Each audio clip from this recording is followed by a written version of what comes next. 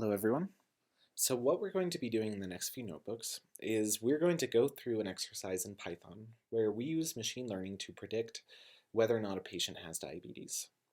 So this will give us both a high-level introduction to how machine learning works and also show a specific example of how to use machine learning with clinical data for a clinical task.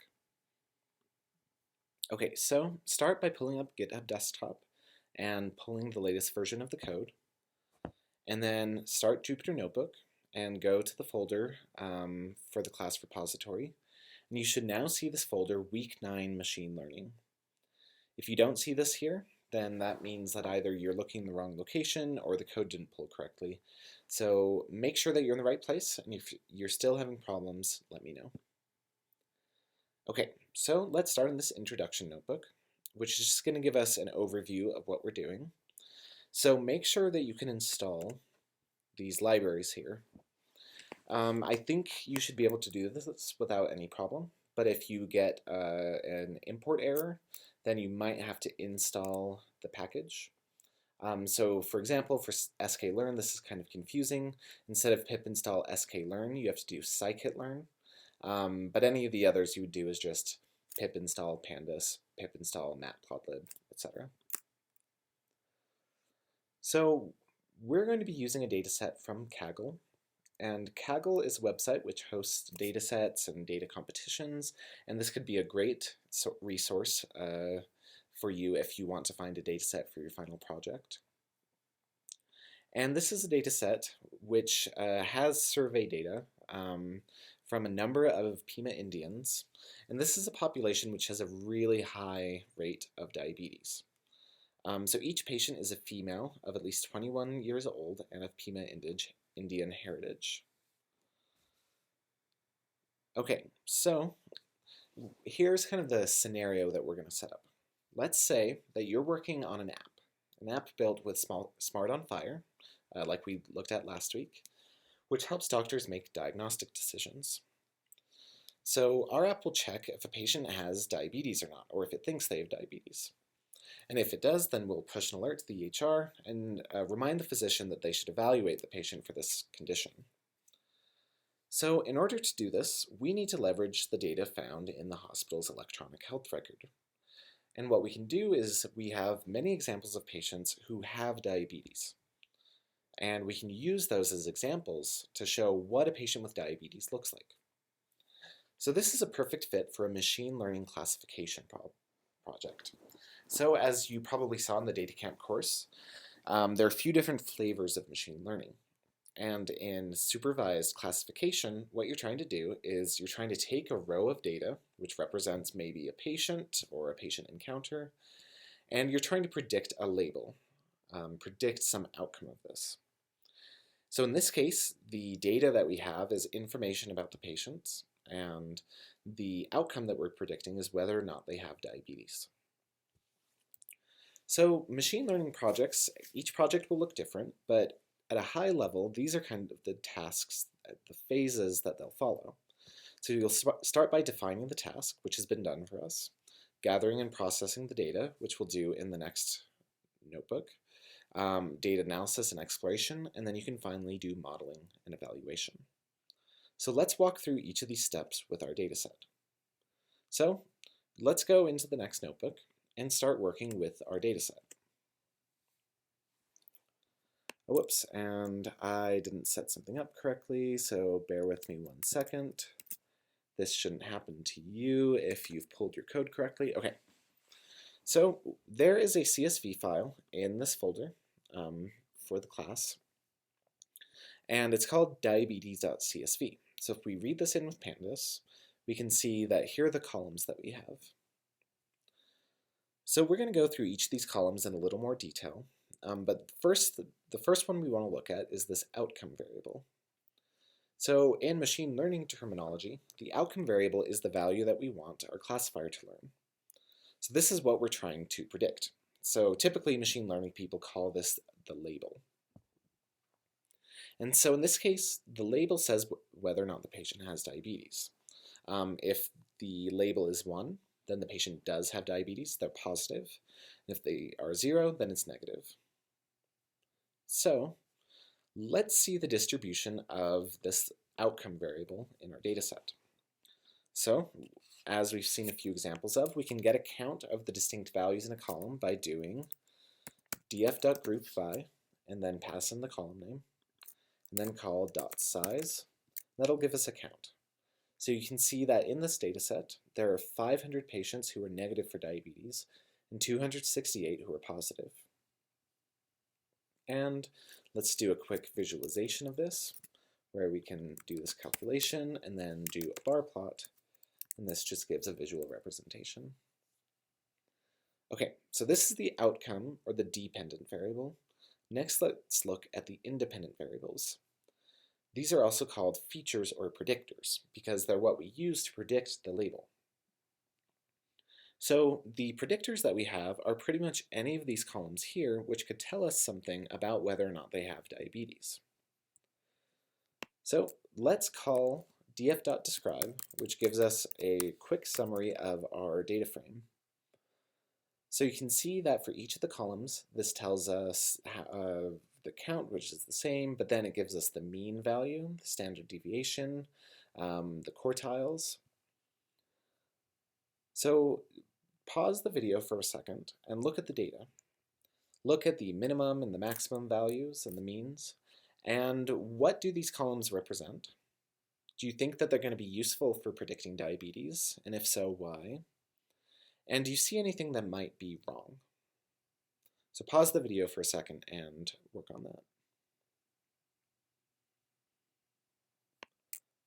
Okay, we can also do, I forgot to run this, we can do a visual representation of this by calling df.hist, and then this gives us this distribution of the values in each of the columns in a visual way. So just to call out here, one thing that jumps out to me as not looking right is that some of these values, if you look at the minimums, look a little unusual. So for example, BMI has a value of 0. Nobody has a value of 0 for their BMI. Let's see, same thing for probably insulin or skin thickness or blood pressure. No living person is going to have a 0 for these. So that shows that there's something a little off with our data, which we're going to have to deal with a little bit later. Okay, so one analysis that can be informative is to look at the correlation between variables. So we did this once when we looked at the systolic and diastolic blood pressures of mimic patients. And we saw that those two variables, as we would expect, strongly correlated with one another. So one thing we could ask is which of these variables correlate with each other? And so we're going to generate an analysis of the correlation of our variables. So the way that we can do this is we can take our data frame and call the core method. And what this does is it calculates the correlation coefficient of each of the columns in the data set. And what this number means is it's a number between -1 and 1, where any extreme value, so either 1 or -1, means perfect correlation. If it's negative, then it's negative correlation. So as one variable goes up, the other goes down. If it's +1, then it's a positive correlation. As one goes up, the other goes up. If it's 0 or close to 0, though, then that means that they're not very correlated at all, and the two are probably not too related and are not affected by one another. Or rather, they're not correlated with each other.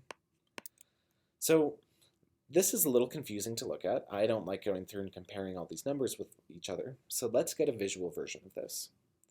So what we can do here is we can do something called a heat map, which will show a visual representation of all of these values in this matrix. So let's set up our matplotlib figure. And we're going to make it a little bigger. So when you call plt.subplots, you can pass in this argument called fig size, which gives you the x and y sizes. So this is going to be a bigger figure so we can see the details. And you can skip over this if you're interested. What we're doing here is just doing some formatting here to make it a little prettier. And then we can take Seaborn and call sns.heatmap. And we'll pass in this correlation matrix, and then all of these arguments that you don't need to pay attention to. And what this does now is it generates this heat map. So the way that you can read this is a dark color, so a dark red color, represents a higher correlation, whereas a lower number is a lower correlation. So take a second here and look to see if you can find any relationships with these variables. So a few that jump out to me. So let's see, looks like the highest correlation here is between age and pregnancy. It's the intersection of this row and this column. So that makes sense, because as age goes up, it's likely that these female patients' pregnancies will go up. And people with more pregnancies are going to be older. Another high correlation is insulin and skin thickness. I'm not a clinician, so I can't really comment on that. But let's see, insulin and glucose also have a strong relationship. So now let's look at the outcome column. So this is our label. So this is saying whether or not a patient has diabetes. And you can see that the really strong correlations are glucose and BMI. And that makes sense because, even though I'm not a clinician, I do know that these are both risk factors. High glucose levels or high BMIs are risk factors for having diabetes. Okay, so next let's do an analysis of the two different populations. So our two populations are patients with and without diabetes. So let's filter the data frame to look at only positive or negatives. So there are a few ways that you can do this in Pandas, but one that I'm going to introduce here is called the dot query method. And what this does is you pass in kind of like a SQL query, where you say the column that you're looking at and then like a Python expression for which rows you want to look at. So for positive patients, we want to look at rows where the outcome equals 1. So if we call these 2, then we can have these two different data frames, one with all positives, one with all negatives. Okay, so now pick one of the variables that you want to analyze. And I'd say start by picking one which has a pretty strong correlation with the outcome, because that could tell us something interesting about our analysis. And then we're going to do some visualizations like we've done before and look at this. Okay, so let's see, I'm interested in, let's look at glucose. So I'm going to assign the variable name here to be glucose. I think that's uppercase, yep. Okay, so now we can run these 3 cells and we'll get these 3 different visualizations. So this should look fairly familiar to you because this is what we've done in previous notebooks using mimic data, done visualizations like this. So in this first one, we look at a histogram of the entire population. So positive and negatives. Here's the overall distribution of glucose. And so you can see that it's a fairly normal distribution. So a normal distribution has this bell curve, this peak in the middle. One thing that looks a little weird is this little tail of zeros over here, which we'll have to address later. Here we can stratify it. So you can see that negative patients have a much lower glucose count on average, whereas the distribution of positive diabetes patients tends to be much higher. And here you can see the same thing with a box plot. So try a few other variables and get a sense of what's going on in the dataset. Okay, so now that we have an overall understanding of what's in our data, we're going to need to do a little bit of data cleanup in order to make this workable.